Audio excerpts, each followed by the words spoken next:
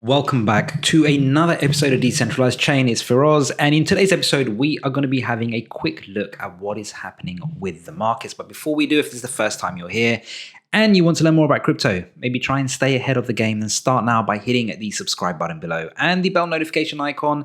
Come and join us over in Telegram so we can talk it all out there as well. Now, let's jump in. Look, today is a really crap day in terms of the markets. We are just spiraling down. We're spiraling down on Bitcoin, and obviously, as Bitcoin is king, it's pushing everything else down further with it. Ethereum at $1,193. Who would have thought we would see that? But let's sprinkle a bit of hopium in the markets because I think we all do need some. Now, first of all, let's start by looking at the 200-week moving average heat map for Bitcoin. Now, historically, what we have seen is that when we are hitting or just dipping under the 200 weekly moving average, it normally tends to mark the bottom for Bitcoin. We've seen it happen on a number of occasions all throughout its history, all the way back 2015, 2019, 2020 as well, and then we did see an uptick in terms of moving up in price. We are not that far away from the 200 weekly moving average as it stands today, right? It's somewhere floating at around $22,000, which, in the grand scheme of things, we are not that far off. But also, bearing that in mind, when you have a look at the Bitcoin rainbow chart, the other thing that we see here is the moment we kind of end up entering this whole blue zone, which is really, basically a fire sale, as they call it, it doesn't really dip below this. This is usually a good time to enter the markets. Now, no one's really going to be able to call the bottom. Let's be honest here. People can try, but no one really is going to say this is the exact bottom on this given day. But it's not a bad idea if you wanted exposure to Bitcoin to start DCAing in when you are pretty much in this blue zone. And this blue zone really is floating just a little around 19,858. which also does coincide with pretty much our tops for the previous bull market. Now, historically, we've respected the trend. We don't tend to dip below the all-time high of the previous bull market. But saying that, Ethereum, unfortunately, has already done that. We're hoping some of that might keep, but it's not. And so when we look at Ethereum, for example, we're already below. The previous bull market all-time high was floating at around 1,375. We'll say 1,004. And we're trading below that. Where could we go? Where could we see the next, I suppose, supports? Well, next one down, 995. And I think all failing that, and if, really hits the fan, we're looking at the 700s. In all honesty, though, I do think 900, somewhere between the $900 and $1,000 mark really seems to be where the bottom should be. But who knows? Because the idea is that we're ultimately looking at pretty much 10 years worth of historical data. Now, by no means do we then say, we shouldn't use the past should never be an indicator of future performance. But obviously, these things do rhyme. There is something that does tend to hold. And this is what, general traders are looking at. They're looking at the patterns. And the idea is that it's a self-fulfilling prophecy that, if we're supposed to say that these are the next level of support, then that's usually where the buying action should usually be to kind of help you give a bit of recovery on the price. So a few things to bear in mind.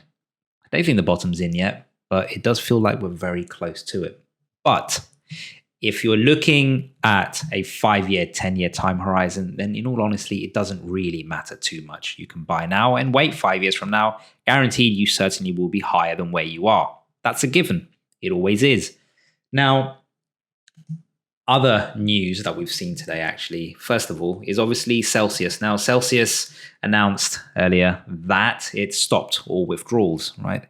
And this is really causing a huge bit of panic in the market as well, right? Because people have funds, they're locked, they need access to it. People need to cover loans on other platforms. They need access to their funds in order to make sure that they're not getting liquidated. So we're kind of seeing somewhat of a cascading effect here. But the other thing here is that Celsius is holding their clients' tokens at the end of the day. They need access to them. They want them. And this is the problem with these centralized exchanges, centralized lending platforms. The point is that if it's not your wallet, it's not your tokens at the end of the day. And interestingly enough, before they made the announcement, they already transferred $320 million worth of crypto over to FTX. Something's going on, something doesn't quite fully add up here. The other thing to bear in mind is, and it kind of goes back to what we're saying here, is even if you look into their small print, it does say that in the event that Celsius becomes bankrupt, enters liquidation, or is otherwise unable to repay its obligations, any eligible data assets used in the earn service or as collateral under the borrow service may not be recoverable. They're literally holding your tokens here at the end of the day. And this is the thing, because you've got to ask yourself, the APYs, I think they're around about 8%, which, they're not the highest, certainly not the lowest, but you do need to wonder where and how is that 8% coming from, right? And when we have situations like this, where ultimately you're collateralized by volatile assets or underlying volatile assets, when you see these swings and dumps, this is where the issues come in, because they don't have the funding in place in order to cover them. But saying that, we do have Nexco, similar, very, very similar regulated lending platform as well. They have put in a formal offer to acquire some of the qualifying assets from Celsius Network. So, there could be some hope here at the end of the day that customers potentially can get back their tokens. Let's see, one to watch and how all this unfolds. What else do we have in the news today? The other one actually is more around Coin Center. So they're actually suing the US Treasury and IRS, and it sort of claims that tax reporting rule is unconstitutional. So why are we saying this? The whole point of this is that the Biden administration, back in 2021, they made an amendment to the tax reporting mandate and basically allowed to go into effect that it will impose a mass surveillance regime on ordinary Americans. Now, with crypto, there is always this underlying anon piece around it, right? And the idea here is that, you're your own bank, private transactions, you don't really want people knowing what you're doing with your funds, for example. Now, the change here is that, businesses receiving $10,000 or more in crypto need to report it to the government. Not only the name of who sent the funds, but also the person's date of birth and social security number. So now you're, being able to fully track it, right? Names, fine, you can spoof them. You can say whatever name you want, but the moment you start giving your date of birth, social security number, it does allow you to ultimately be doxxed. And this is really a bit of an issue. But saying that, at the same time, whilst, I do like to believe that we want to defend the rights of individuals to build and use free and open cryptocurrency networks, let's be honest, at the end of the day, for crypto to become mainstream, you are going to need to have some form of regulation in place. Regulation does come with know your customer, does come with anti-money laundering as well. So I don't know. I'm 50-50 here. On one hand, I get it. I understand. You don't want to be known. But on the other hand, you want crypto to be mainstream. You want it to be adopted by institutions, be able to use it for pay for goods, etc. To a certain extent, you're going to have to give up some of that privacy in order to do that. It's just the way of the world. What else do we have? We have EU aims to clinch deal on landmark crypto law this month. This is an interesting one. So the idea here is that, what is it actually fundamentally trying to do? Well, for investors, protection and crypto impacts on the financial stability has taken added urgency after last month's collapse of Terra USD algorithmic stablecoin. Look, the whole Terra USD piece really threw it up into the mainstream. There is a need for regulation. There is a need for this because we need to be able to protect people that come into crypto, right? People are lured into crypto because they see the 10x's, the 20x's, the 30x's that people can make. But at the same time, if there's no protection for those individuals and they come in thinking that they're going to get rich quick, and then you see issues like this happen, well, you need regulation. You need regulation, a bit of stabilization in this market. And frankly, we're kind of seeing it again with the whole Celsius issue that we're seeing right now. I wouldn't be surprised if this comes up again, because we're going to be talking about millions and millions and millions worth of dollars of tokens that are being held from customers. We're seeing a liquidation happening. We're seeing insolvency happening on major platforms. And unfortunately, the losers at the end of the day is the everyday retail consumer who has decided to deposit their funds, lend them because they want to hold them long term, or they've lended it out because they can gain some sort of APR back from it without having to do any trading with it. You see, and this is the problem. You get the low APRs and you think you're safe, but you're not at the end of the day. So that's another thing to bear in mind. The other one I was going to talk about today was actually Coinbase CEO addresses company culture claims from an anonymous post. So here, there's a post that was made on Twitter. Since then, it's been deleted by an anonymous person positioning themselves as a Coinbase employee. And they've obviously called for the removal of 3 executives.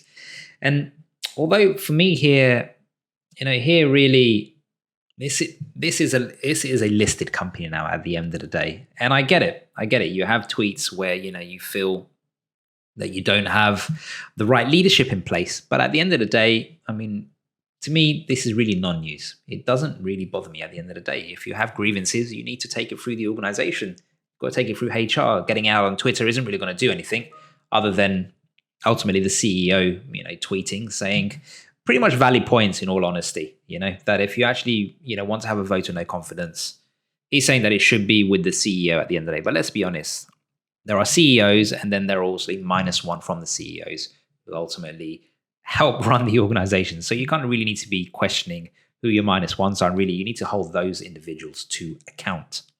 The last one, which I think is quite interesting, and I think it would help a lot in terms of what we have today, especially with lending platforms, which is JPMorgan wants to bring trillions of dollars of tokenized assets to DeFi. So what does that mean? What they're saying here is that they want to tokenize assets. So the idea is real world assets, you tokenize them, so therefore they have value, and then you use that as collateral within DeFi. And I think this is one way of providing some stability in the market, because ultimately you're tokenizing the assets with assets that should hopefully not be as volatile as we see with crypto today. And I think if this is possible, there is a way to do this, and it actually does fly, then I think when it comes to DeFi pools, being able to back collateralized loans, etc., all of that stuff, I think this would be a good thing overall in the market. So look, just a quick update in terms of some of the headline news items. And as I would say, stay safe, obviously practice risk management. It's not a great day, but I don't think we're far from the bottom on this. Anyway, let me know what you think in the comments below, and I will see you on the next episode.